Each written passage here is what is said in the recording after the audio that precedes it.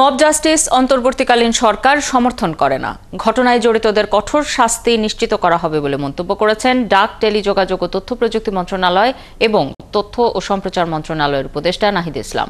শুক্রবার বিকেলে নোয়াখালীর বেগমগঞ্জ উপজেলা পরিষদ চত্বরে বন্যার্তদের ত্রাণ বিতরণের এক অনুষ্ঠানে এসব কথা বলেন তিনি।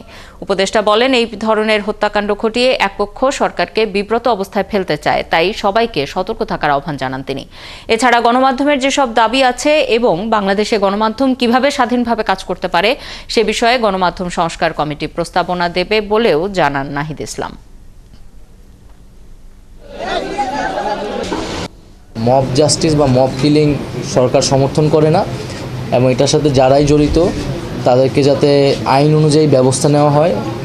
এবং আপনারা জেনে থাকবেন যে ঢাকা বিশ্ববিদ্যালয়ে কিন্তু যে ঘটনাটি ঘটেছে সেটার জন্য 3 জনকে গ্রেফতার করা হয়েছে এবং জাহাঙ্গীরনগরেও যেই ঘটনাটি ঘটেছে সেখানেও কিন্তু বিশ্ববিদ্যালয় প্রশাসনের পক্ষ থেকে 8 জনকে বহিষ্কার করা হয়েছে এবং আমরা এই বহিষ্কার বা এই তাদের বিরুদ্ধে আইনগত ব্যবস্থা নেওয়ার ক্ষেত্রে কিন্তু কে কোন দল বা মত সেটা কোনো বিবেচনায় আসবে না।